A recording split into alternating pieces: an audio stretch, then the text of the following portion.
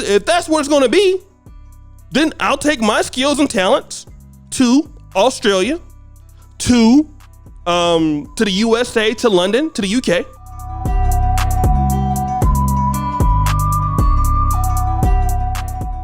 What's good, King Gandhi? It's your boy O'Shea Duke Jackson here on the Repat podcast. You know, we talk about moving to Africa, establishing yourself here on the continent, and we're here right now in Kampala, Uganda, and I'm here with my lovely host. Yeah, Janita Maya, as many of you know. All right. Yeah. And you know, we've been back on the podcast sort of tip and trying to think about content to come up with.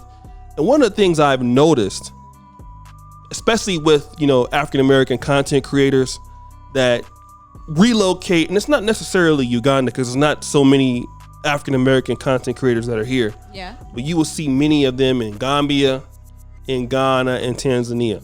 So those are the three most, favorable places that people like to go to for whatever reason. And I noticed that when people from the UK or the African-American community come and they're bigging up Africa, like everything they say, they're having a good time. People love it in the comment section. It's like, oh yeah, I love Africa, but they're talking about problems that the country has, like, you have, the roads are bad. Yeah. The corruption is a problem. You start to see a lot of people from that country get real offended. And it's like, well, if you don't like Africa, just go home. Yeah. Yeah. And I noticed, like, even on this channel, I really have to tread lightly about what you say. On what I say, because then if there's a problem, people will be like, oh, you hate Africans now. Yeah. Oh, you hate Africa. Why are you here? Just go back. Yeah. Now, I mean, we got to talk about this. There are a lot of problems in the black world that from our end, the diaspora end, and from those people who are in the continent of Africa, how do we have those discussions without people getting so pissed off? Yeah. And we have these conversations with love, but to improve what's going on in Africa to make it better versus taking it taking it so personal. Yeah. I think it all begins with a tone. Okay. But I feel like, you see, sometimes when you get a text message, you read it differently. The other person could send it to you when they're, fine and happy and jolly.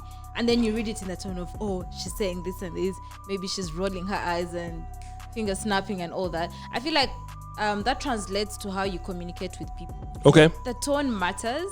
If you came to me and if let's say it's about my job and you told me, hey, Janita, I don't feel like you're doing good in this area, but you say I'm coming from a place of love, I want you to do better and whatnot, I'm more likely to listen to you than if you came in like, by the way, you need to get your shit together and da-da-da and da-da-da and you're done, you're going. Like, you see, I'll receive that differently. The tone matters on everything.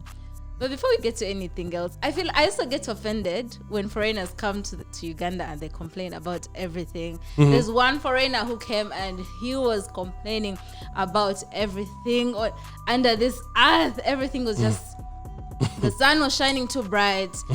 The sun was shining in a different direction. There were hens running. There were goats running. It was an issue for him. He was complaining about everything. From the moment I feel like from the moment he would wake up, he would complain about it. And in our heads, as Africans and as a Ugandan, as a native, I say, to me, my country is beautiful, like this is what I've grown up knowing. And in my head, I'm just like, if you don't like it that much, why are you here? Like if you complain about a certain place so much, why aren't you looking for solutions to make sure, you can live, to find greener pastures? The complaining, I feel like if you're going to Africa and that it's, at times it does look a certain way, you should be kind of comfortable with it. You should have an open mind to know that it won't be the same as you coming from the States, like things are going to be different. Accept that and deal with what you're given with, like it's not complaining about every little thing because it's not going to be perfect.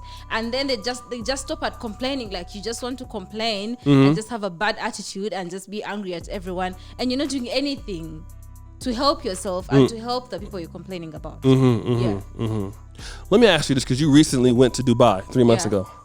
Okay, so that was your first time leaving Uganda. Yeah, that was.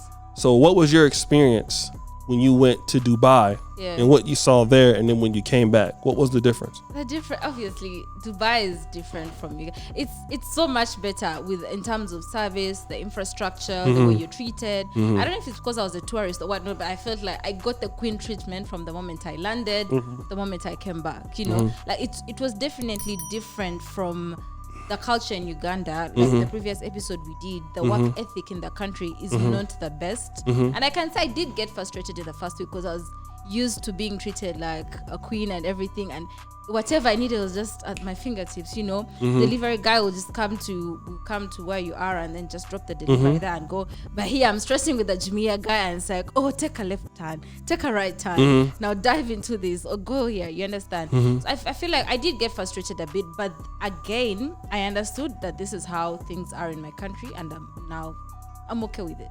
Okay. Understand?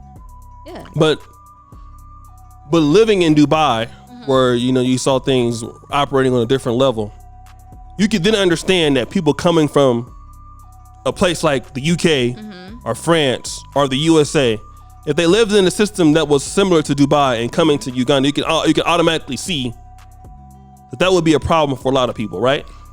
Like I said, yeah, it could be a problem. Okay. There's no need to understand. You have to come with an open. That's why I say you have to come with an open mind. You have to know the roads are not going to be perfect. There are potholes here and there. The people are shady sometimes. The sun can get hot. Sometimes? The sun does get... You understand? I'm just joking. I feel like it's your mindset. If you come here thinking you're going to get like the treatment you've been getting at home, you're going to be frustrated, and at the end of the day, you're going to spoil the experience you have for yourself here. Okay. It's all about your mindset. Just come knowing it is what it is, and be accepting of the things that you find. If you can't change them, accept them, because there's nothing you're going to do. Right. I think that's what it's. I know you're saying it in from that standpoint, but I think that's where the dilemma is. For not just African Americans who come to Africa, but Ugandans, Nigerians, and Ghanaians. You talk to people that lived in. I used to meet them all the time. You would go to like the Howard universities, and especially like in your engineering department, a lot of the African male students and female students would be there, and you would meet some of their parents, and they would be like, "I'm never going back." Yeah. And you'd ask them why. It was like, the corruption is so bad and there's no opportunity to really do things. You're wasting your time. They would even tell, a lot of Africans would tell you as Black Americans, you want to go to Nigeria? Don't go to Nigeria. Like, you want to go to Uganda? Like, don't go. Like, you're wasting your time. Yeah. And I believe that what people come across is what you just said. There's nothing you can do about it. Just accept it for what it is. Yeah. So when people say, okay, there's nothing we can do about it, accept it as what it is, and Quasi, don't bleep this out, well, fuck it. If that's what it's going to be, then I'll take my skills and talents to Australia, to the USA, to London, to the UK. And if they're not going to change the shit, if that's what it's going to be, then why go? So, I mean, and I think that here's the issues. I see what's going on, every day in Kampala, and I can kind of compare it to what I'm used to when I was living in Poland and what I'm living in the United States. If you want to really look at all the problems every day, you can look at them. Yeah. But at the same time, there has to be some medium in the Black world. And I'm saying this with all love. Black Americans in the Caribbeans have to be able to have, because Africa got to improve. That's true. As Africa declines or increases, the Black world increases or declines. I don't know, because we have to get out of this thing that as Africa does worse, it doesn't matter to us. Yes, it does. Though, if Africa is looked on poorly, it affects everybody in the world. If Africa is looked at as being terrible, it affects us. Because look at China. Why do you expect to respect Chinese so much? Because of what they're doing in China. As China does well, their people get more respect. Like, just look like 60 years ago when China was peasant farmers. And people didn't respect them. They got treated real bad in California and all kind of other places. But now like, I better not mistreat Chinese people anywhere because where they're from is doing very well. And the thing about it is this, is that in the African American community and in the Black African world, there's a word that starts with A and ends in Y. It has to be accountability. It has to be there. If there are things going on in Africa, in respective countries, that are not hitting the international standard, it's twofold. We got to be able to talk about these things in order to try to make them better. If we can't make them better through the governmental, we're going to talk about this another thing. Yeah. What about the private business sector? What is it that we can do in the private business sector to improve these things? Because if you don't improve those things, people are going to continue to leave. And then if people can't criticize what's going on, then how can it be better? Now, I understand there's some people who criticize for the sake of criticizing. Yeah. And we got to, those people have to understand, like, okay, Uganda is just a country that was established in 1962. The United States wasn't a world power. It was started in 1776, but it wasn't until World War II, after that the United States became a world power. That was almost 160 years later. So these countries are relatively new in the world. They're not established for 200 years. Yeah. So those things take time to develop. But also at the same time, we got to have tough Black conversations that improve the Black community all around. Mm-hmm. And one of the things I don't think we can't say is, that's how the way it is. Oh. You can't do anything about it. And the reason why I'm saying is this, because what is the incentive to do anything about it? Now, we have to be able to say, okay, I know that maybe I can't criticize directly without putting forth my effort. Yeah. I need to be a part of the change, because people are giving criticisms that are not doing anything. Like assholes in the YouTube comment section that haven't even been to Africa Street. So you're not here, you're not invested. Yeah. So if you're talking shit about the continent and you've never done anything, you've never been here. Yeah. Okay. Yeah. Then that's different. Yeah. But for the people that Africa is losing, which they're losing by the pound.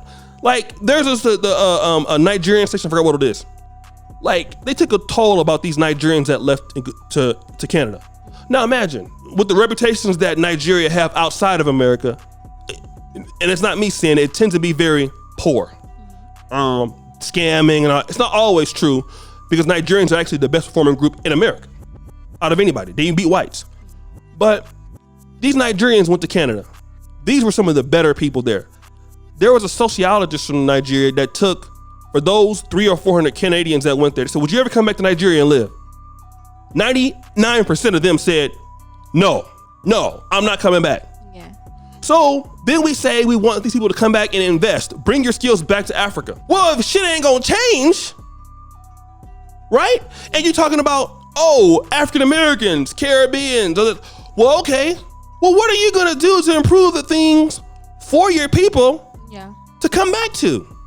And I think so many people are afraid to say, like, if I say this, the government gonna come fuck me up.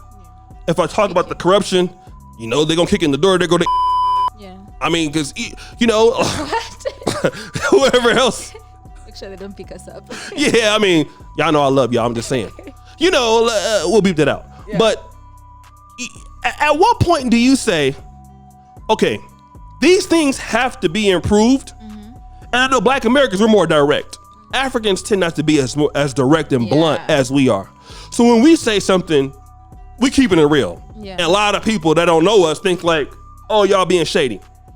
It might not be that we're being shady, but we're, what do you think about all that? First of all, to backtrack about your Black conversations, we need to have the tough Black conversations. We got to have them.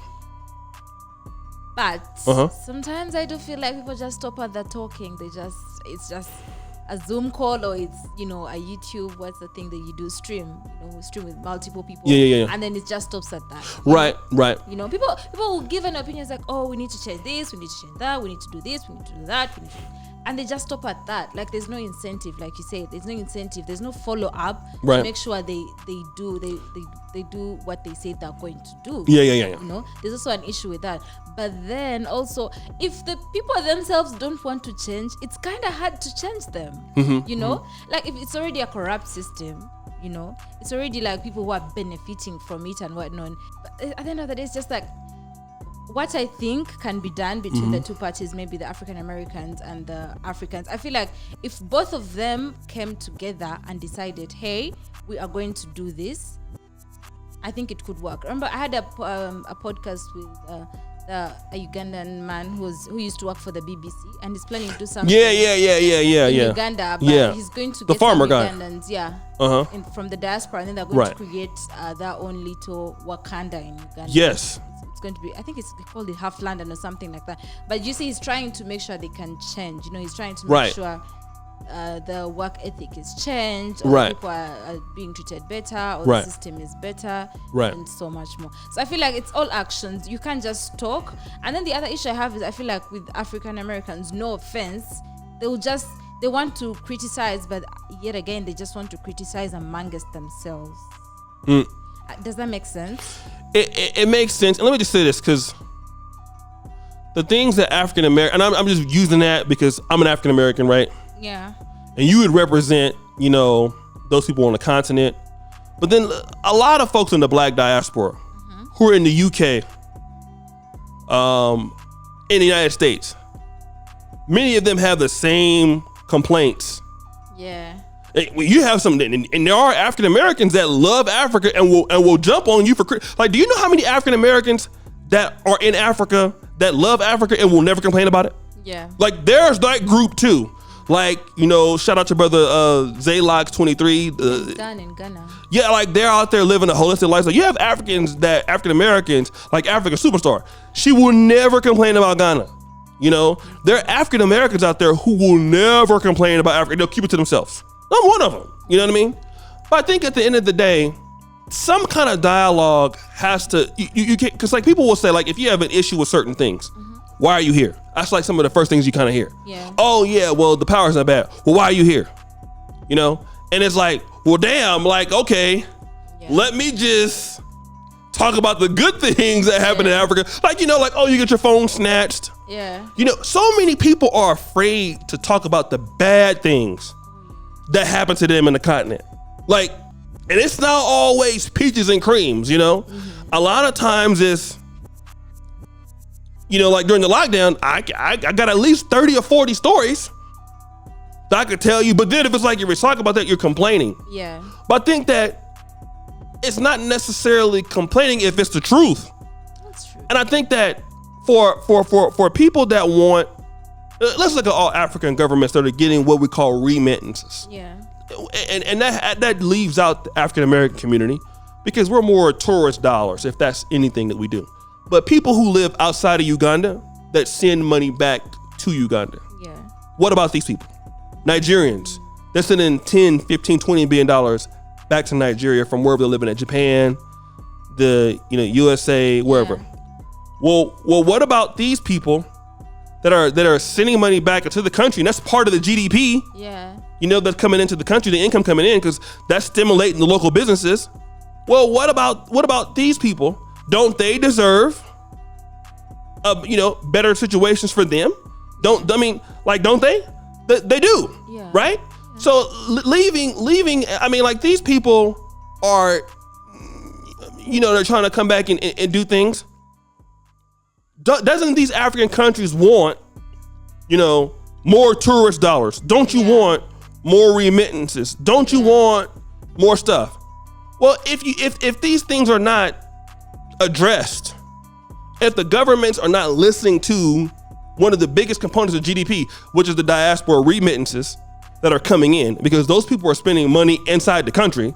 They're spending money for rent, building projects. That money is getting down to taxes, it's stimulating the economy. Then at some point, it has to be addressed, because African countries have to get back their best people. It can't just be like, oh, you guys are complaining. Fuck you. Yeah. Because with people that have talent, what are they going to say? If you, well, fuck my comment. Fine. I'll stay in America. Fine.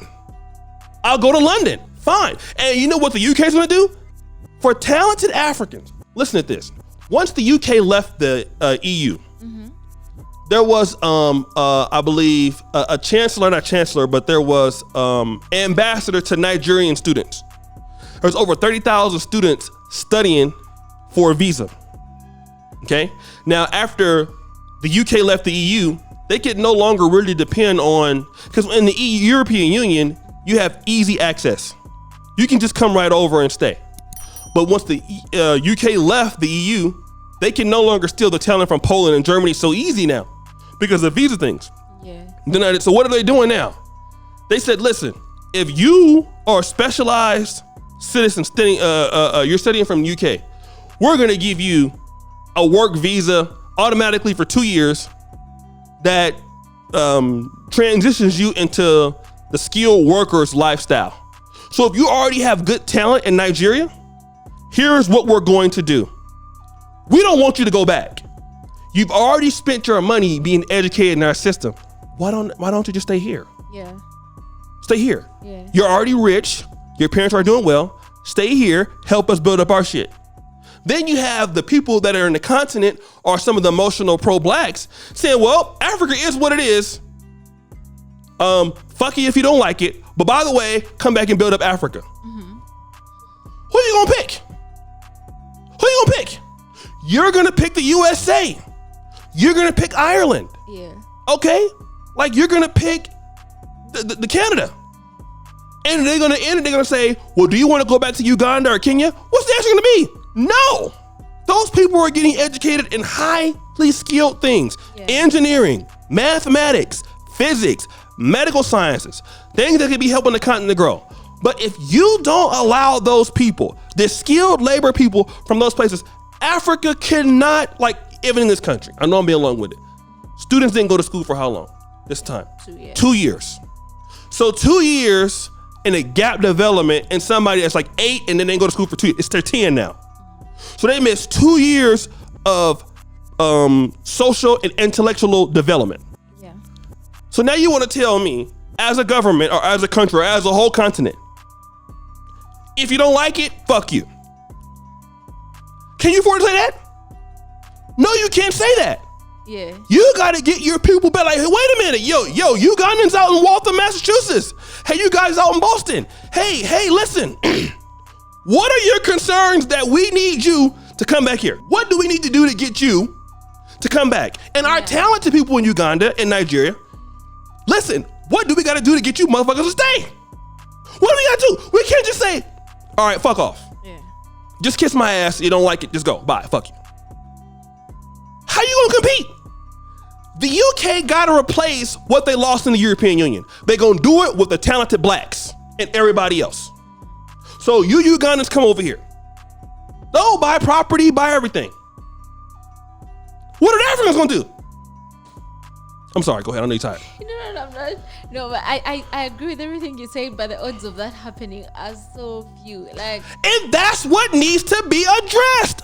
Yeah. Everybody should be as passionate as me about this.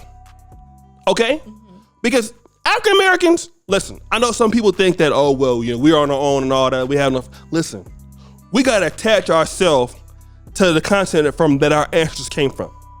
We have to. Mm-hmm. For the survival of what we got going on. It has to be worked out.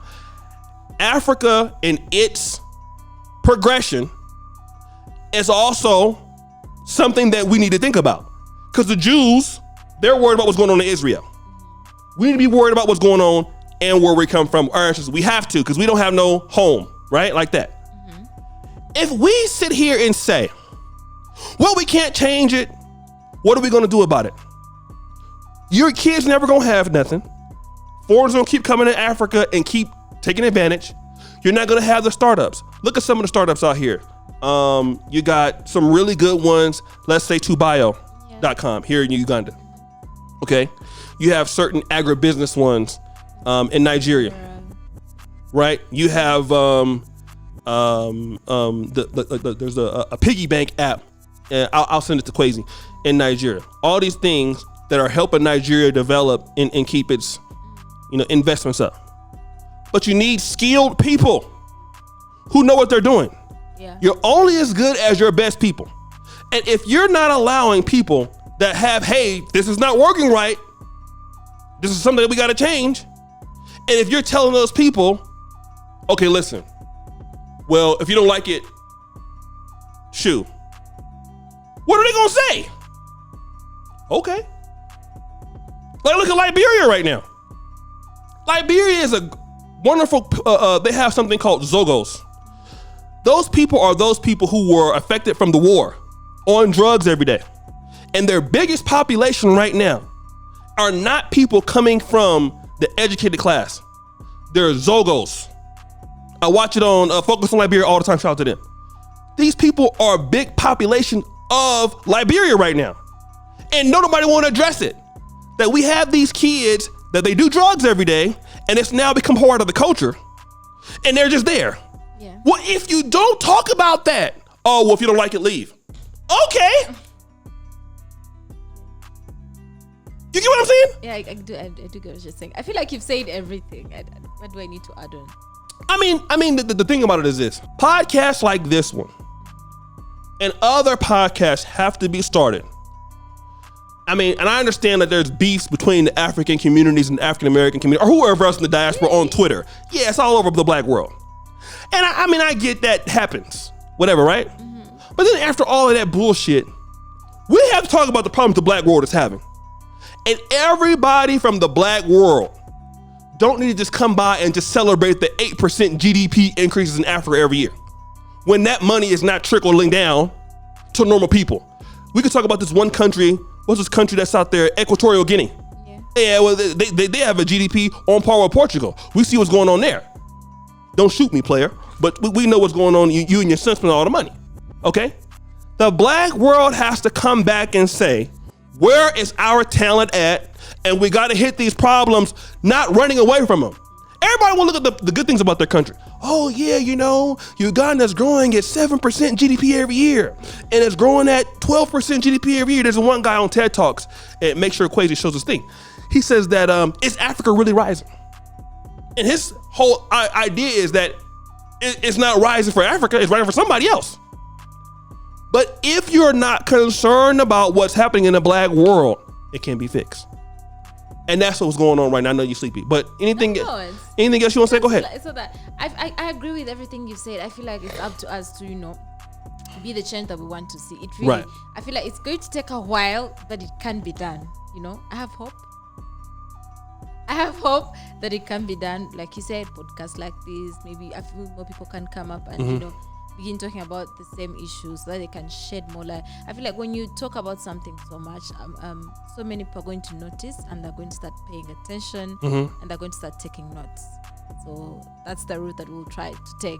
But yeah, and let me just say this. I know that I've talked shit. I talk shit about everybody. Yeah. Africa, the United States, me. No, but I love it. But I'm really passionate about what goes on in Africa. I'm the black world, the black American world. I'm on their ass. Africa, I'm on their ass too. Yeah, everyone. I'm on everybody. I'm a social critic, and you need this to develop. We gotta look at what are the problems, what industries that are available for us that we're not taking advantage of that can help our people. Yeah. And if we don't looking at this, and if every time somebody gives you a criticism about what's going on in Ghana or Uganda and we staying away from it, it's just like the people who are stealing from the whites. Yeah. And they're racist. We gotta fucking stop with the black deflections in the world. That's true. African Americans always say, you black, when Africans say certain things. And a lot of you guys are not as hardworking as you could be. Well, if it wasn't for us, you wouldn't be here. Well, we got to be honest about some of this as a group of black Americans. Is it true? That's how I look at it. African come and tell me, you have too many single out of mother, where's the father at? Well, you Africans do this and that. Wait, but that wasn't the point. Do we have too many out of wedlock births? The answer is yes. You blacks are not doing this, and that. Okay. I'm dealing with what they're talking about. I'm not dealing with, you from Zimbabwe, go back over there. I'm dealing with what they're talking about. I take my emotions out of it. Well, because the thing is, who are you to tell me what I should be doing? Okay. Or to come back and be like, why are you over here in America then? I'm not dealing with that. I'm dealing with what they're talking about. Because if they're saying something that helps me, I'm dealing with that, and I'm only dealing with that, and I'm not dealing with nothing else. I'm dealing with that. I'm not getting into no emotional banter with you, these Negroes about, well, why don't you go back there and ride a lion or something? Yeah. What does that got to do with what the fuck he was talking about? Then we got a whole goddamn roast show going on. What is he saying that doesn't make any sense? If the answer is yes, thank you, brother, for telling me that. That's something that we need to fix. Yeah. Because the brother could actually be meaning, I hate to see y'all living like this. True. Just like going down to Camocha. I hate to see folk living like that. Why are they living like this? But I can't say nothing because if I'm saying something, I'm trying to take over Africa and shit. You know what I mean? Yeah. I'm an African American colonizer. Yeah. And then we can't get to where we need to get to. Oh, if you want that mindset. Yeah. Because you should be able to talk shit about me in a nice way and criticize. I'm talking about, and give it to me straight. And I should be able to give it to you straight. Yeah.